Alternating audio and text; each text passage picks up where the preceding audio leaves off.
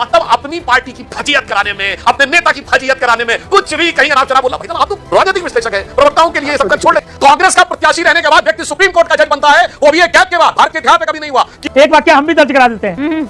एक ऐसे व्यक्ति को कांग्रेस ने जज बनाया जिसके पास लॉ की डिग्री नहीं थी। क्या बात कर रहे हैं? और वो चीफ जस्टिस ऑफ इंडिया बने सुप्रीम कोर्ट के। ये कभी सुना आपने?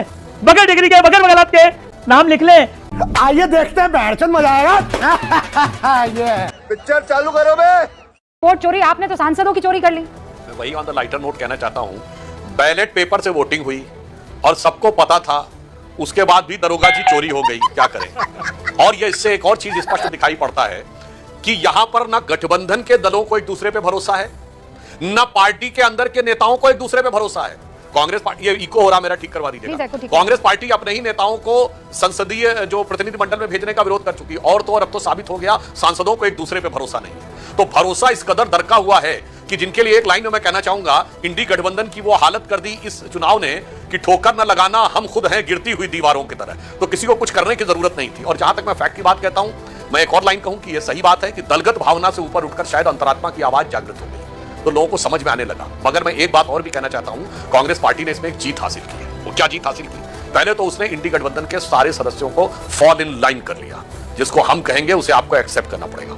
दूसरी एक बहुत बड़ी जीत ये हासिल की कि इस समय अल्ट्रा लेफ्ट अर्बन नक्सल टाइप के जिस एलिमेंट्स के वो साथ में हैं, जिन लोगों का ये ख्वाब है कि भारत के अंदर एक अराजकता हो जाए, वो हो जाए, नक्सल का समर्थन हो, उस ढंग की भाषा भी बोलना कि हम संपत्तियों का सर्वेक्षण कराएंगे और जो अमीर है उससे लेके गरीब में बांटेंगे वगैरह वगैरह, जो कभी किसी राष्ट्रीय दल ने भी, या छोड़िए क्षेत्रीय दल ने भी इस ढंग की भाषा नहीं बोली। उस लॉबी को वो ये मैसेज देने में सफल हो गए कि देखो भाई, हम हारे या जीते, मगर आपकी विचारधारा को पोषित करने के लिए हम किसी भी सीमा तक खड़े हैं। जयराम रमेश जी ने सही बोला, ये विचारधारा की लड़ाई थी। ये दिखा दिया कि ये अल्ट्रा लेफ्ट, अल्ट्रा नक्सल, अर्बन नक्सल विचारधारा के प्रति कांग्रेस की सीमा तक समर्पण करने को तैयार है कि हारते हुए भी वो इसमें अपनी जीत देखना चाहते हैं। एक पॉइंट और कह दूं, पंकज शर्मा जी अभी क्या बोल, एक लाइन कह दूं रूबिका जी। पंकज शर्मा जी अभी बोल रहे थे कि साहब एक वकील थे, वो जज बन गए और उस सरकार के खिलाफ बयान दिया। भाई साहब क्या करते हैं आप? अपने लोगों की ऐसी फजीयत कराते हैं। कांग्रेस के पश्चिम बंगाल के अध्यक्ष और उस समय नेता प्रतिपक्ष अधीर रंजन चौधरी ने कहा, there is no democracy in Bengal. Bengal में ममता बनर्जी डिक्टेटर हो चुकी हैं, बंगाल में जंगल राज हो चुका है, और अगर उस गवर्नमेंट के खिलाफ जजमेंट दे कोर्ट, भाई साहब क्या आप कर रहे हैं? मतलब आपका जो, या तो वो झूठ बोल रहा है आपका जो नेता प्रतिपक्ष और प्रदेश अध्यक्ष था, और उसके बाद जजमेंट के अगेंस्ट, मतलब अपनी पार्टी की फजीयत कराने में, अपने नेता की फजीयत कराने में कुछ भी कहीं अनाप शनाप बोला। मतलब आप तो राजनीतिक विश्लेषक है, प्रवक्ताओं के लिए सब छोड़ दीजिए। उन पार्टी चौधरी सही थे या आप सही है? बोलिए। 20 सेकंड में जवाब इंतजार कर रहे हैं।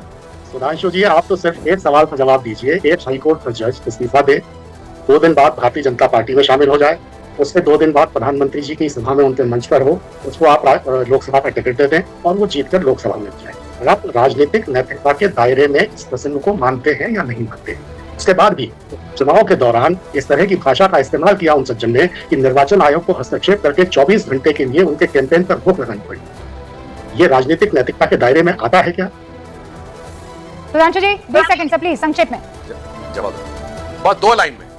भाई साहब, पहले तो सुप्रीम कोर्ट के जज को ऑफिशियल कैंडिडेट बना दिया, उसके बाद आप पूछ रहे हैं। और जस्टिस बहरुल इस्लाम को भूल गए कि एक जज पहले इस्तीफा थे, फिर कांग्रेस पार्टी का प्रत्याशी लोकसभा का। 14 साल पहले, मैं तो 4 दिन में क्या से क्या हो गया की बात कर रहा हूँ। पूरी बात 4 दिन में उनकी 4 चांद। अरे पूरी बात सुनिए भाई साहब, अरे पूरी बात तो सुनिए भाई साहब, आप पूरी बात सुनिए, बीच में डिस्टर्ब मत करिए। जस्टिस बहरुल इस्लाम, असम हाई कोर्ट के जज, पहले इस्तीफा देते हैं, फिर कांग्रेस के टिकट पे चुनाव लड़ते हैं, फिर लोकसभा चुनाव कैंसिल हो जाता है, फिर राज्यसभा के टिकट पे लड़ते हैं, फिर इस्तीफा देते हैं। कांग्रेस का प्रत्याशी रहने के बाद व्यक्ति सुप्रीम कोर्ट का जज बनता है, वो भी एक गैप के बाद। भारत के इतिहास में कभी नहीं हुआ कि उसका कार्यकाल समाप्त हो गया और 1 साल के गैप के बाद सुप्रीम कोर्ट बन गया। मेरे भाई ये क्या होता है? अच्छा, जस्टिस रंगनाथ मिश्रा कौन थे जो जगन्नाथ मिश्रा के खिलाफ जजमेंट दिए थे? और ये जस्टिस सच्चर कौन थे? और ये बताइए, ये जो उन्होंने कौन कौन से जजमेंट दिए थे, अभी सारे बताए जाएं। खैर छोड़िए वो वाली बात, कहते हैं आपको अपना जमाना याद आता है कि आप जिस ढंग से जजमेंट्स को करते थे। अब वो मैं नहीं जाना चाहता इमरजेंसी वाली बात, लंबा हो जाएगा वो, लेकिन वो सारी बातें मैं तो केवल पिछले चूंकि नैतिकता का सवाल आ गया, पंकज जी आप जवाब दे, उससे पहले अरविंद जी भाई 2024 के चुनाव के बाद तो आप लोगों की यारी दोस्ती में ऐसा लग रहा था डेंट आ गया है। हाँ, कहीं कोई स्क्रू फिट किया गया है, अस्थि पंजर लगाए गए हैं, और उसके बाद आप लोग ठीक ठाक चल पा रहे हैं पानी की स्थिति में। एनडीए की बात कर रही हूँ, लेकिन जो वीपी का चुनाव हुआ है उसने तो बिल्कुल अलग ही एक पिक्चर, तस्वीर लगा के रख दी है। आप लोग कर क्या रहे हैं? मतलब किसके संपर्क में हैं कि आप इंडिया गठबंधन के लोगों को बार बार ऐसा काम करने पर मजबूर कर रहे हैं कि वो चाहे कि ना चाहे वोट देना पड़ रहा है आप लोगों को? देखिए, ये नैतिक जीत जो है वो वाकई बीजेपी और एनडीए की है। वोट बढ़े हैं, 440 से 452 हुए हैं, ये हमारी जीत है। हमने तो किसी को अप्रोच नहीं किया। अंतरात्मा की बात तो राहुल गांधी ने कही थी, आपको याद होगा। तो अंतरात्मा उनके लोगों की जाग गई, उन्होंने हमारी तरफ वोट दे दिया। तो इसका क्रेडिट तो हमारे विचारों को जाता है, हमारी नीतियों को जाता है, हमारी पॉलिसीज को जाता है। अभी बड़ी बात हो रही थी जज की अपॉइंटमेंट की, एक वाक्य हम भी दर्ज करा देते हैं। एक ऐसे व्यक्ति को कांग्रेस ने जज बनाया जिसके पास लॉ की डिग्री नहीं थी। क्या बात कर रहे हैं? और वो चीफ जस्टिस ऑफ इंडिया बने सुप्रीम कोर्ट के। नाम लिख लें, कैलाश नाथ वांचू। 24 अप्रैल 1967 को उनको जज बनाया गया और 24 अप्रैल 68 में जाके रिटायर हुए। He was a simple ICS officer. ये कभी सुना है आपने? बगैर डिग्री के, बगैर वकालत के सुप्रीम कोर्ट का चीफ जस्टिस बना देंगे। सब लोग चेक कर ले इस बात को। तो कांग्रेस हमें ना सिखाए, हमने कोई संविधान की मर्यादाएं लागी नहीं है, कोई संविधान की मर्यादाओं को तोड़ मरोड़ नहीं किया अभी तक 11 साल में।